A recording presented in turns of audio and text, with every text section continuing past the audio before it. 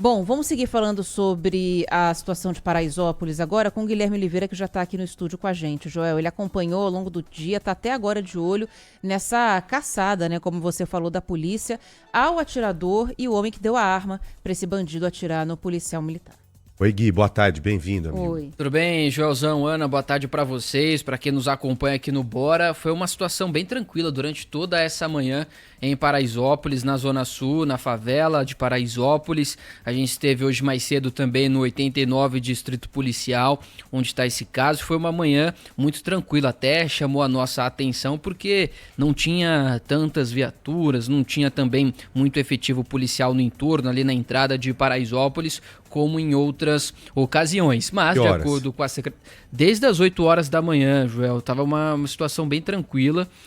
Inclusive, a gente questionou a Secretaria da Segurança Pública do Estado, que disse que as diligências estão ocorrendo desde o início dessa manhã e que essa operação para encontrar os dois criminosos, o Cauã dos Santos e o Gabriel dos Santos, essa operação não vai acabar enquanto a polícia não prender esses dois bandidos. Por que tranquilo? Explica melhor aí pra eu entender. Em outras ocasiões, por exemplo, quando teve aquela última confusão em Paraisópolis, né, em razão da morte de um homem que já estava rendido, diversas viaturas da Polícia Militar, choque no entorno de Paraisópolis, na entrada principalmente, em avenidas importantes da zona sul da capital. Exatamente. E agora não mais. Nesta manhã, pelo menos até agora, não. Por que eu tô fazendo essa colocação antes de você prosseguir? Conversei agora com um morador de Paraisópolis.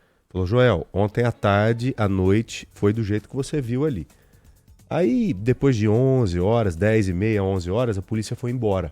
Sim. Tanto que começaram os pancadões. Aí teve pancadão à madrugada e tal, e hoje, ao amanhecer, tinha um pouco mais de polícia novamente. Talvez seja uma nova estratégia da polícia. Né? O cara achar que a polícia tinha ido embora. Ou uma estratégia de atuar lá dentro com mais inteligência, sabe? Com policiais infiltrados, indo atrás dos informantes, alguma coisa assim.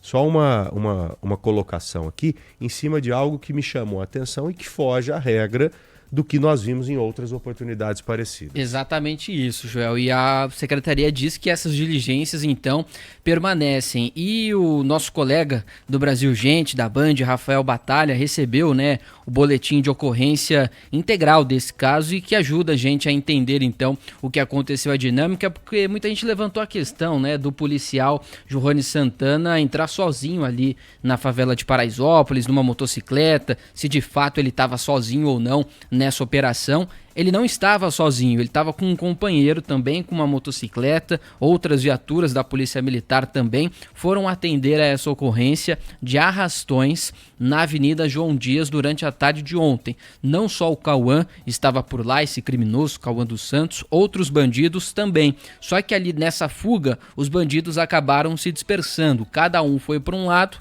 O Johanny Santana, que é o policial militar em motocicleta, seguiu o Cauã, assim como um colega dele. Só que nessa perseguição de 5 quilômetros da Avenida João Dias até a favela de Paraisópolis, na Zona Sul, o colega do policial militar, também PM, acabou se envolvendo num acidente com a motocicleta e não conseguiu dar sequência a essa perseguição. Por isso que só o Johanny Santana seguiu atrás do Cauã dos Santos. Quando ele entrou, então, na favela de Paraisópolis, aparece essa segunda pessoa, o Gabriel dos Santos, que ajuda o Cauã a fugir e que ajuda também a balear esse policial militar, o Johanny Santana, que foi atingido no pescoço. O policial, a gente tem diversas imagens que mostram, né, o policial ao mesmo tempo que está segurando o Cauã, empurrando o Gabriel para o outro lado, mas infelizmente 2 contra 1 não teve como. O Cauã pegou essa arma, atingiu o policial militar no pescoço, que mesmo ferido conseguiu ali